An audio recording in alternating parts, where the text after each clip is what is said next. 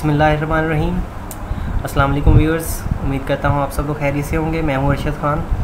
आज के lecture number 4 के साथ हम आज इस लेक्चर में फ़ाइनेंस के कुछ मज़ीद कॉन्सेप्ट्स जो हैं उनको MCQs के साथ डिस्कस करेंगे। सबसे पहले हम फ़ाइनेंस के कुछ कॉन्सेप्ट्स को डिस्कस करेंगे और दैन हम फिर उनके जो रेगुलेटेड MCQs हैं उनको देख चलते हैं वीडियो की तरफ। सबसे पहले हम की लर्निंग पॉइंट्स जो हैं, सबसे पहले 4 basic forms of business organisation जो हैं वो नॉर्मली जो यूज़ की जाती हैं, आपने पढ़ी भी हैं, ये BCom में भी ICom में भी पढ़ाई जाती है नॉर्मली। इसमें से 3 जो आप उनसे फेमिलियर होंगे, सोल प्रोप्राइटरशिप, पार्टनरशिप और कॉर्पोरेशन। एक नेक्स्ट जो है वो है लिमिटेड लाइबिलिटी कंपनी।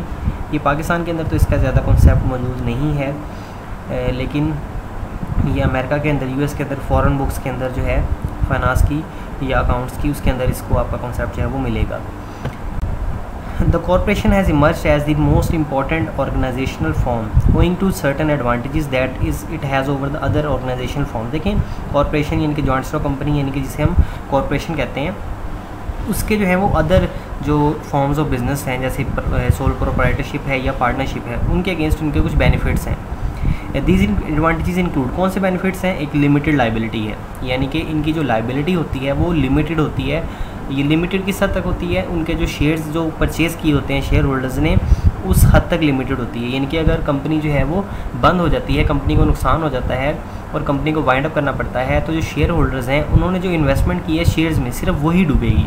यानी कि उनका जो मज़ीद कोई उनको जो है वो कंपनी के डेट्स को अदा करने के लिए पेमेंट नहीं करना पड़ेगी।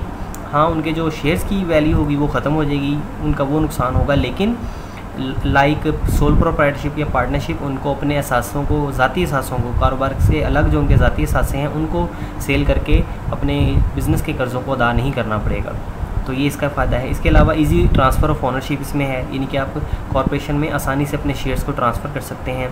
इसकी अनलिमिटेड लाइफ है, क्योंकि किसी एक शख्स की डेथ से, इंसैनिटी से या किसी भी इस तरह के केस से इसकी लाइफ पर कोई असर नहीं होता, शेयर जो है ट्रांसफ़र हो सकते हैं।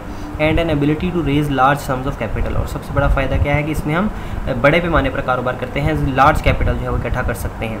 तो ये इसके बेनिफिट्स हैं कॉरपोरेशन के।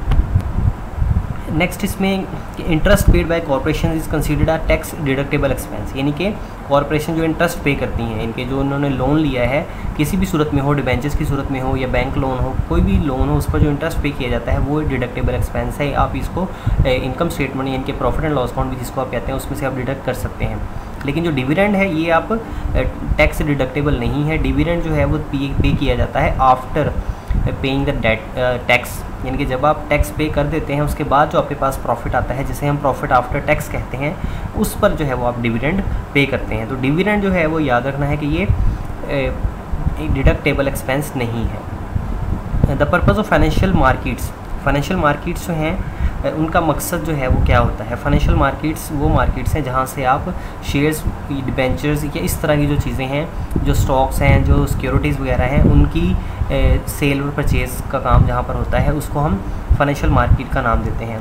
तो फाइनेंशियल मार्केट का जो पर्पज़ है किसी भी इकोनॉमी में ये होता है to allocate savings efficiently to ultimate users, यानी कि जो लोगों ने सेविंग्स की हैं उन सेविंग्स को अल्टीमेट यूज़र्स तक पहुंचाना, यानी कि जिन लोगों को उनकी ज़रूरत है, उन पैसों की जिन लोगों को ज़रूरत है उन तक पहुंचाना जो है वो ये फाइनेंशियल मार्केट का पर्पज़ होता है। नेक्स्ट है financial intermediaries help make the financial markets more efficient, यानी कि जो फाइनेंशियल इंटरमीडियरीज़ हैं जिस तरह के बैंक्स वगैरह हैं, ये फाइनेंशियल मार्केट्स को ज़्यादा एफिशिएंट बनाते हैं। कि intermediaries come between ultimate borrowers and lenders by transforming direct claims into indirect claims, यानी कि जो इंटरमीडियरीज़ हैं वो बायर्स और लेंडर्स के दरमियान एक, आप कह सकते हैं कि एक ब्रिज का काम जो है वो परफॉर्म करते हैं, ताकि उनके डायरेक्ट लिंक की बजाय उनको इनडायरेक्ट लिंक जो है वो किया जाता है। फाइनेंशियल इंटरमीडियरीज़ परचेज डायरेक्ट और प्राइमरी सिक्योरिटीज़ भी इसको कह सकते हैं। In turn issue their own indirect securities to the public, यानी कि वो डायरेक्टली क्या करते हैं, सिक्योरिटीज़ को परचेज़ करते हैं और फिर इनडायरेक्टली किसको सेल कर देते हैं, पब्लिक को सेल कर देते हैं। फाइनेंशियल इंटरमीडियरीज़ में आपके डिफरेंट जो बैंक्स हैं वो भी इंक्लूड हैं। Financial markets can be broken into 2 classes. देखिए, फाइनेंशियल मार्केट को हम 2 डिफरेंट पार्ट्स में डिवाइड कर सकते हैं, जिसमें एक मनी मार्केट है और दूसरी कैपिटल मार्केट है। अब इन दोनों को समझ लेते हैं कि money market is concern with the buying and selling of short term government and corporate debt securities, यानी कि मनी मार्केट जो है वो शॉर्ट टर्म जो सिक्योरिटीज़ हैं उनमें डील करती है। जो शॉर्ट टर्म के जो डेट सिक्योरिटीज़ हैं उनमें डील करती है, उसको हम मनी मार्केट का नाम देते हैं। जबकि कैपिटल मार्केट जो है वो लॉन्ग टर्म सिक्योरिटीज़ और इक्विटीज़ वगैरह में डील करती है, इनके बॉन्ड्स वगैरह, शेयर्स वगैरह, डिबेंचर्स वगैरह। तो कैपिटल मार्केट में बड़े पैमाने पर इनके जो लॉन्ग टर्म लोन्स या लॉन्ग टर्म सिक्योरिटीज़ हैं उनके ऊपर डील किया जाता है, जबकि मनी मार्केट में शॉर्ट टर्म जो सिक्योरिटीज़ हैं, बेशक वो गवर्नमेंट की हों या वो कॉर्पोरेट सेक्टर की हों, उनको डील किया जाता है। नेक्स्ट है within the money and capital market there exist both primary and secondary markets. देखिए प्राइमरी और सेकेंडरी मार्केट्स जो हैं वो उसमें क्या डिफरेंस है। प्राइमरी और सेकेंडरी मार्केट का डिफरेंस ये होता है, प्राइमरी मार्केट में न्यू जो है वो इश्यूज़ होते हैं, यानी कि फ़र्स्ट टाइम जब कोई शेयर इशू किया जाता है, कोई बॉन्ड इशू किया जाता है, कोई डिबेंचर इशू किया जाता है, कोई स्टॉक इशू किया जाता है, तो फर्स्ट टाइम जब इशू किया जाएगा जिस मार्केट से, उसको हम प्राइमरी मार्केट का नाम देंगे, ठीक है। और जो सेकेंडरी मार्केट है, सेकेंडरी मार्केट में जो यूज्ड जो सिक्योरिटीज़ होती हैं, जैसे कि स्टॉक एक्सचेंज पाकिस्तान की जो है, पाकिस्तान स्टॉक एक्सचेंज जिसको कहा जाता है, उसको हम एक सेकेंडरी मार्केट कहेंगे, क्योंकि वहाँ पर पहले से जो मौजूद सिक्योरिटीज़ होती हैं उनकी ट्रेडिंग की जाती है। अगर कोई कंपनी न्यू जो है वो शेयर इशू कर रही है तो उसको हम प्राइमरी मार्केट कह सकते हैं, लेकिन स्टॉक एक्सचेंज जो है एक सेकेंडरी मार्केट है। नेक्स्ट है allocation of savings in an economy occurs primarily on the basis of expected return and risk. देखिए एलोकेशन ऑफ सेविंग जो है वो बेसिकली होती है रिटर्न और रिस्क की बुनियाद के ऊपर। हम नेक्स्ट जो है वो फाइनेंस के चैप्टर्स में रिटर्न और रिस्क को डिस्कस करेंगे। Differences in default, risk, marketability, maturity, taxability and option features, ये तमाम यानी कि जो है वो आपके रिस्क में, मार्केटेबिलिटी में, मैच्योरिटी में, टैक्सेबिलिटी में, इसी तरह ऑप्शन फीचर्स में जो डिफरेंसेस होता है वो इफेक्ट करता है yield of one security relative to another. यानी कि ये जो चीज़ें हैं ये सिक्योरिटी की जो यील्ड होती है, यानी कि जो उसकी रिटर्न होता है, उसकी जो परसेंटेज आपको मिलती है, उसका जो प्रॉफिट आपको मिलता है, उस पर जो है वो असरअंदाज होते हैं। अगर किसी का रिस्क ज़्यादा है तो उसका रिटर्न भी ज़्यादा होगा, ठीक है। इसी तरह और ऑप्शन जो हैं जो मैंने आपको बताए हैं, अगर किसी सिक्योरिटी की मार्केटेबिलिटी अच्छी है, उसको फ़ौरन मार्केट में सेल करके उसमें कैश में कन्वर्ट किया जा सकता है, तो उसके भी आपको जो है वो रिटर्न, उसका भी यील्ड जो होगा वो ज़्यादा मिलेगा। नेक्स्ट है fluctuation in supply and demand, pressures in financial markets as well as changing inflation expectations help explain variability in yields over time. देखें फ्लक्चुएशन जो होती हैं सप्लाई और डिमांड में, देखें सप्लाई और डिमांड जब सिक्योरिटीज़ की अगर हम बात करें, जब इनकी सप्लाई और डिमांड में डिफरेंस आएगा तो एग्जैक्टली इसकी जो यील्ड्स होंगी उसमें भी डिफरेंस आएगा। अगर सप्लाई ज़्यादा हो जाएगी तो यील्ड्स कम होने के इम्कान होंगे, इसी तरह अगर डिमांड ज़्यादा होगी तो यील्ड जो है वो ज़्यादा होने के इम्कान होंगे। नेक्स्ट हम जो है इसके MCQs की तरफ आ जाते हैं। MCQs में सबसे पहले है which of the following enjoys limited liability. हमने भी पढ़ा है कि लिमिटेड लाइबिलिटी जो है कॉर्पोरेशन इनकी जॉइंट स्टॉक कंपनी की होती है। सेकंड है Michael Cohen is a member a type of owner of a marine supply business. देखिए आपको मैं बताता चलूँ कि हमने कॉर्पोरेशन के बारे में जो थोड़ा सा डिस्कस किया था, कॉर्पोरेशन के जो ऑनर्स होते हैं उनको हम शेयर होल्डर्स का नाम देते हैं, जबकि लिमिटेड लाइबिलिटी कंपनी जो है उसके जो मेंबर्स, उसके जो ऑनर्स होते हैं उनको हम मेंबर्स का नाम देते हैं। तो यहाँ पर माइकल कोहन को जो है एक मेंबर कहा गया है, तो मेंबर जो है वो एक लिमिटेड लाइबिलिटी कंपनी का है, इसीलिए इसका जो ऑप्शन राइट ऑप्शन होगा वो लिमिटेड लाइबिलिटी कंपनी होगा। उसके बाद a corporation in which you are a shareholder has just gone bankrupt. देखें एक कॉर्पोरेशन है जिसके आप शेयर होल्डर हैं, वो बैंकरप्ट हो चुकी है, दिवालिया हो चुकी है।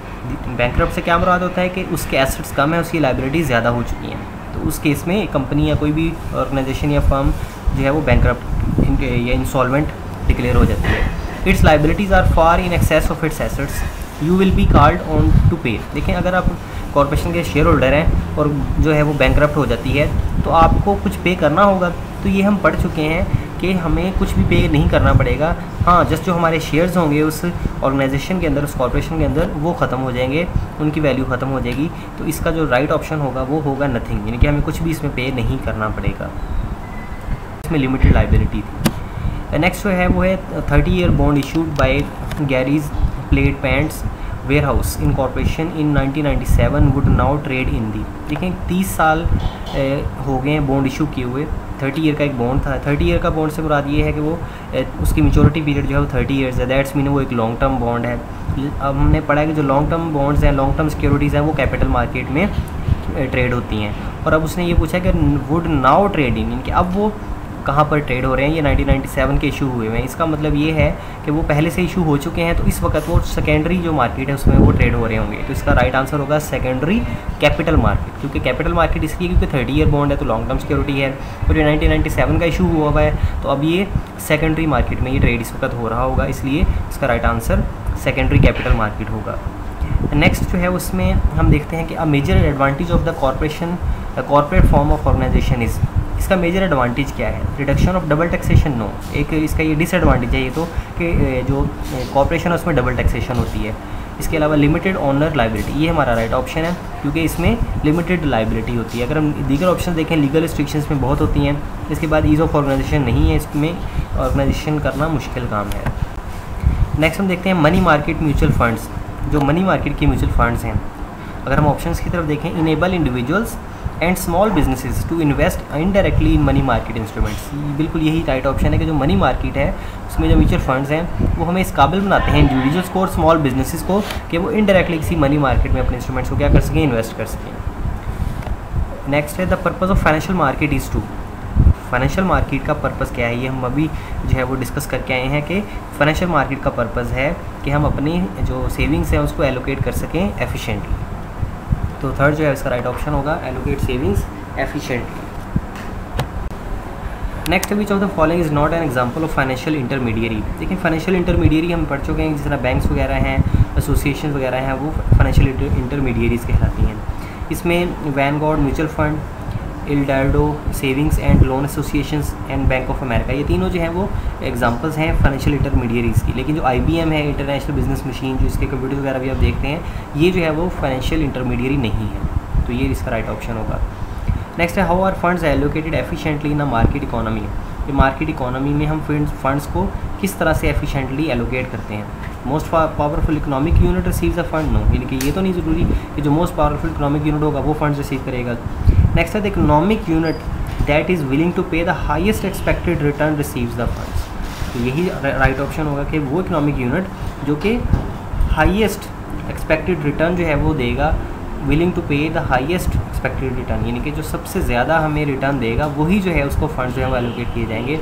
अगर आपने किसी को लोन देना हो तो आप क्या करेंगे, उस शख्स को लोन अपना देंगे जो आपको ज़्यादा से ज़्यादा क्या करेगा, रिटर्न देगा। तो यहाँ पर भी वही क्वेश्चन है कि किस तरह फंड्स एलोकेट होते हैं एफिशिएंटली मार्केट में, कि जो ऑर्गेनाइजेशन या जो इकोनॉमिक यूनिट आपको ज़्यादा हाई रेट ऑफ रिटर्न देगा उसको आप जो है वो लोन या फंड जो है वो देंगे। और assume that a temporary additional US federal tax related first year bonus depreciation of 50% applies to a new $1 lakh piece of equipment purchased by Bellamans Chocolatier Incorporation.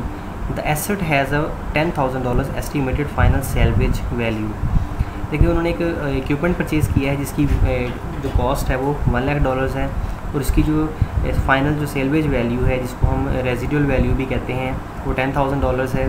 If this asset is fully depreciated for tax purposes over it's useful life, अगर हम इसको tax purpose के लिए इसकी पूरी useful life पर divide कर दें, the overall amount that Bellamans will have depreciated for tax purpose is, तो जो टोटल अमाउंट डेप्रिशिएट की जाएगी तो ऑफ कोर्स वो 1 लाख ही होगी, क्योंकि ओवर द लाइफ उसकी पूरी लाइफ पर हम उसको डेप्रिशिएट कर रहे हैं, तो कम्प्लीटली डेप्रिशिएटेड वो हो चुका होगा, तो उसकी जो वैल्यू होगी वो 1 लाख होगी डेप्रिसिएशन की।